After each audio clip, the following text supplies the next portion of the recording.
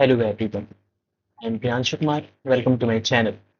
Today again we are going to read editorial page of Indian Express dated 20th August 2025. This editorial, the first writer is S.Y. Qureshi. Heading is A Test of Trust.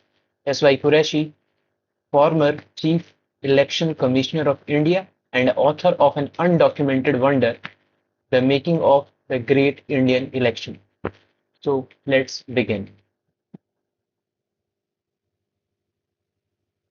Free and fair elections are the lifeblood of a democracy, and the electoral rolls is its very foundation. Without an accurate, inclusive, and credible role, the process risks being undermined at its very start. In a country as large and diverse as India, where the electorate exceeds 960 million, the preparation and continuous updating of electoral rolls is an extraordinary logistical and democratic exercise.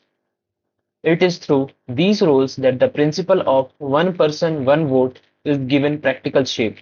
The Election Commission of India, constitutionally mandated to conduct free and fair elections, has over the decades placed emphasis on the integrity of the electoral roll.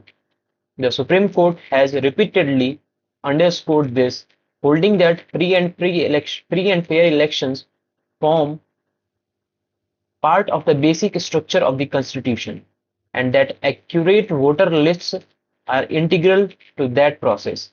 Transparency has long been the Election Commission of India's guiding principle, from making draft rolls publicly available for claims and objections to, to deploying technology for online search, to inviting political parties and civil society to participate in verification drives.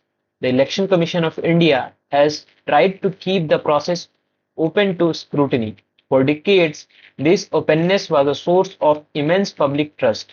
Surveys by the Center for Study of Developing Societies through the 1990s and 2000s consistently found trust levels in the Election Commission of India to be among the highest for any public institution, often exceeding 75 to 80%.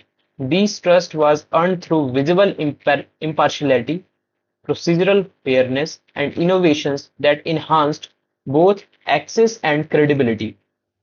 One of the most remarkable exercises in electoral roll management was undertaken under the leadership of Chief Election Commissioner N. Gopalswamy in the 2007 Uttar Pradesh Assembly elections. The Election Commission of India, then concerned about inflated rolls and the potential for bogus voting, introduced an innovative method to deal with the problem of SAD voters, an acronym for shifted, absent, or dead voters. Instead of deleting these names, which could have led to controversy or large-scale disenfranchisement, the ECI prepared a separate list of such voters for each polling station based on door-to-door verification. These lists were handed over to the presiding officers, who were tasked to do a thorough check when such voters came and record how many of them actually turned up to vote. The result was telling. In most constituencies, only 2-3% of these SAD voters appeared at the polling station. This practice was followed up in other states too, but the result was not the same. In Gujarat, about 24% of the voters from the SAD list turned up.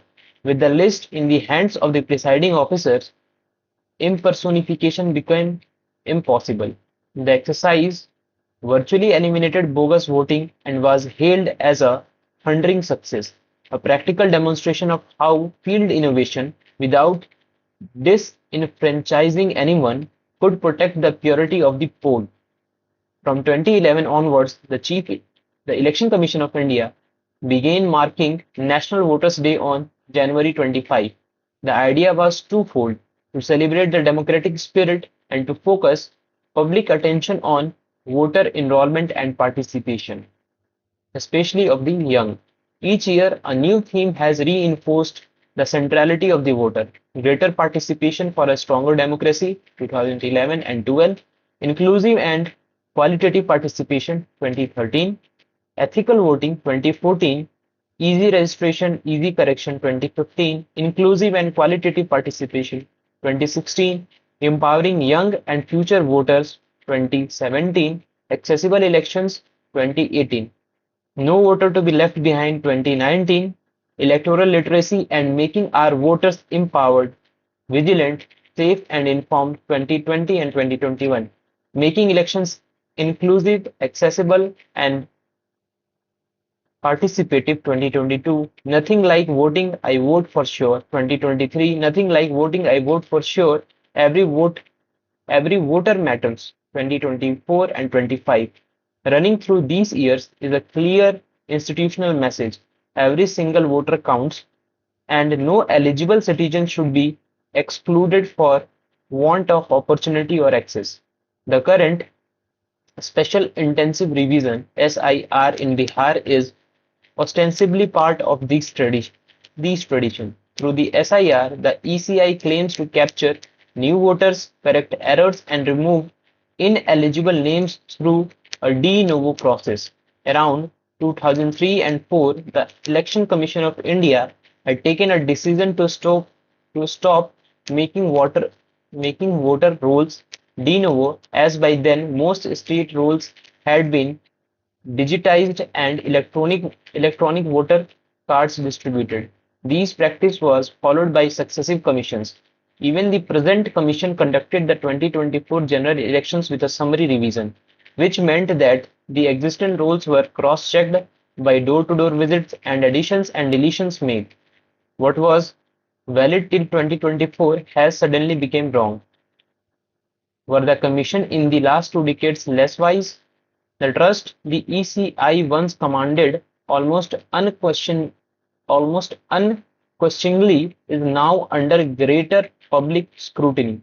Allegations of executive overreach, perceived inaction in the face of violation, and reduced transparency have prompted debates about whether the institution is as fiercely independent as before.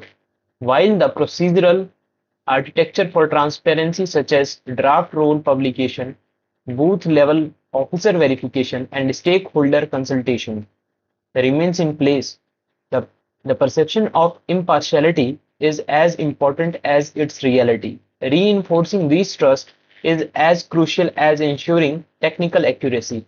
In the current SIR, the Commission has released a granular breakdown of deletions. About 65 lakh names removed, including 22 lakh de deceased voters, 36 lakh permanently shifted or untraceable individuals, and 7 lakh duplicates. These precision in identifying and removing inaccuracy is laudable. However, the number of new voters added after this cleanup has not been made public, leaving an incomplete picture of the revision's net effect. This is a serious omission, as the addition of bogus voters is a perennial complaint. The Supreme Court issued a landmark interim order on August 14, directing the Election Commission of India to publicly disclose the names and reason for exclusion of approximately 65 lakh voters removed from Bihar draft rolls. The name must be published within 48 hours through multiple platforms, including district electoral websites, public notice boards, and newspapers, radio, and televisions. This directive aims to enhance transparency, prevent voter disenfranchisement, disenfranchisement, and ensure accountability in electoral roll revisions, critical to preserving public trust ahead of the Bihar elections. The court clarified it was not curtailing the Election Commission of India's authority to conduct revisions, but underscored that such authority must be exercised transparently. It emphasized that citizens should not depend on intermediaries or political agents to know whether their names were removed. Public access is fundamental to democratic accountability.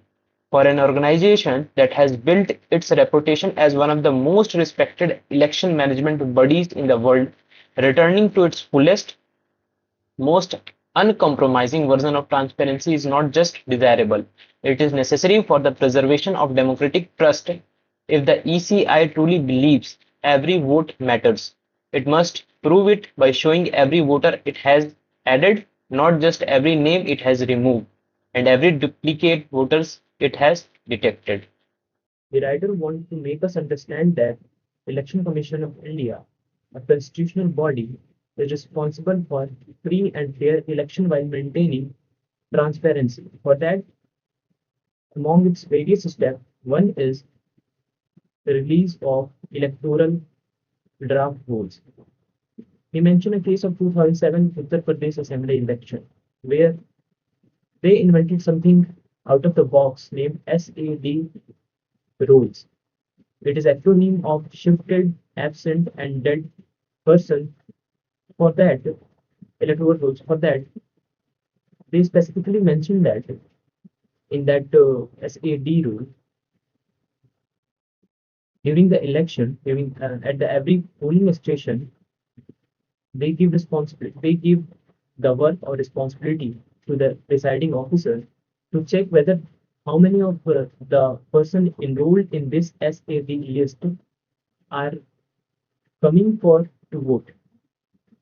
They observed that only 2 to 3% was turned out in the polling station to vote. Again, he mentioned a case of Gujarat election where they observed 24% of voter turnout from the same SAD list. So, from these two cases, we want to explain that how the method of SAD list works. Now, coming to the next portion, that SIR conducting the process, that is special intensive revision, now ongoing in Bihar to verify the voters. Recently, the data released by Election Commission of India that 65 lakh voters are removed from the from the draft rolls. Therefore, on 14 August, Supreme Court of India make a make a statement that Election Commission of India should be like Election Commission of India should release the name of each voter whom he removed from draft rolls, and also to give reason why they do do this. After that, the Election Commission of India added some in the same SIR. Election Commission of India added some new voters in the draft rolls. Then again, Supreme Court of India suggested to release name of the added voters, and this particular thing was reflected in this is reflected in this section of editorial. The writer want to say that if Election Commission of it has full power, Election Commission of India has full power to conduct SIR by its own. It is its autonomy. But the point is, if the Election Commission of India is removing voters from the draft rolls, so that by giving reason they are outdated or they are shifted somewhere or many of them are dead, whatever the reason they are giving, the Election Commission of India giving. So if they are not publishing the name of removed voter, then it must to publish the name of new voters, because there is abundance of digital technology. From there they can release the names like we suggested. Like it is very obvious to release in district level websites, newspaper, televisions, everywhere. So here the writer suggested that if the Election Commission of India have to maintain its dignity as well as trust of people, so we must perform transparent so that people can enjoy its democratic right to choosing their leader. For that, Election Commission of India perform, plays a very important role. This is the whole section means. Thank you for that.